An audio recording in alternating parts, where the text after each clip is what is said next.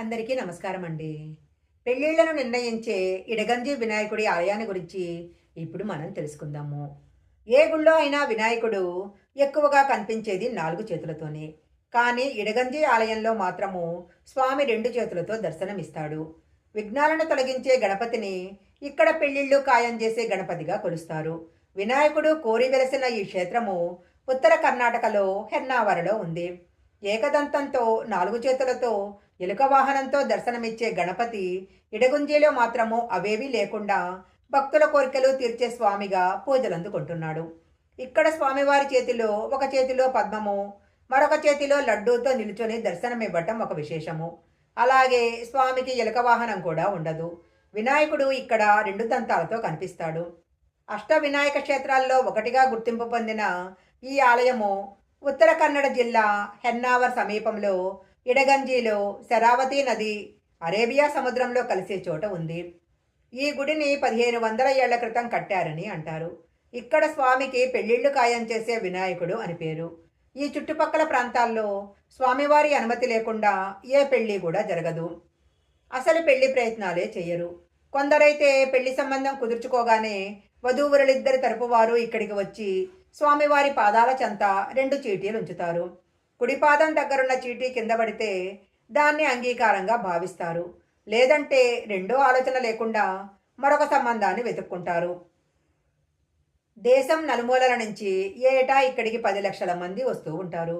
ఈ ఆలయంలో స్వామివారికి గరిక సమర్పించి ఏదైనా కోరిక కోరుకున్నట్లయితే ఆ కోరిక తప్పకుండా నెరవేరుతుందని, ఈ ఆలయంలో స్వామివారికి గరిక సమర్పించి ఏదైనా కోరిక కోరుకున్నట్లయితే ఆ కోరిక తప్పకుండా నెరవేరుతుందని భక్తులు నమ్ముతుంటారు. ఇక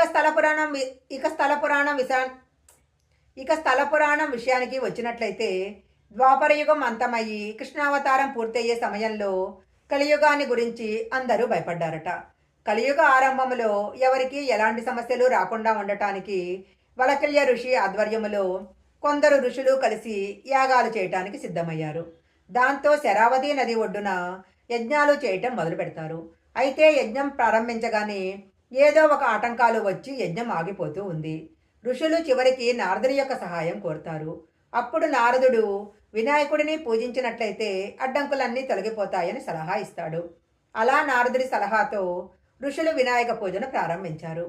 ఆ సమయంలో త్రిమూర్తులు ఈ ప్రాంతాన్ని సందర్శించారని, వాళ్లే చక్రతీర్థ బ్రహ్మతీర్థ పేరుతో కొలనులు ఏర్పాటు చేశారని కొందరు భక్తులు నమ్ముతుంటారు.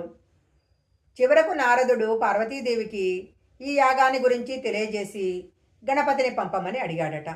అలా పార్వతీదేవి అనుమతితో ఒక చేతిలో పద్మము, మరొక చేతిలో లడ్డూతో వచ్చిన వినాయకుడు యాగానికి సంతోషించి విఘ్నాలన్నీ తొలగించాడట. దాంతో ఆ యజ్ఞము విజయవంతంగా ముగిసింది. గణపతికి ఈ ప్రాంతం నచ్చడంతో భక్తుల కోరికలు తీరుస్తూ ఇక్కడే ఉండిపోవాలని నిర్ణయించుకొని ఇక్కడే ఉండిపోయాడు. ఆ తరువాతే విశ్వకర్మ స్వామివారి యొక్క విగ్రహాన్ని స్థాపించాడని, తరువాత ఈ ప్రాంతాన్ని పరిపాలించిన రాజులు ఆలయాన్ని వృద్ధి చేశారని చెప్తారు. ఇక్కడ కేవలము పెళ్లిళ్లకు మాత్రమే కాదు, కొందరు భక్తులు ఏ శుభకార్యం మొదలుపెట్టినా, ఇల్లు కట్టాలన్నా, వాహనం కొనుక్కోవాలన్నా, ఉద్యోగంలో చేరాలన్నా స్వామివారి యొక్క అనుమతి తీసుకుంటారు. ఇక్కడ రోజువారీ చేసే పూజలు నైవేద్యాలతో పాటు పంచకాజ పేరుతో ప్రత్యేకంగా ప్రసాదం చేసి స్వామివారికి నివేదిస్తారు. వినాయక చవితితో పాటు ఇతర పర్వదినాలలో కూడా స్వామివారికి విశేష పూజలు జరుగుతాయి.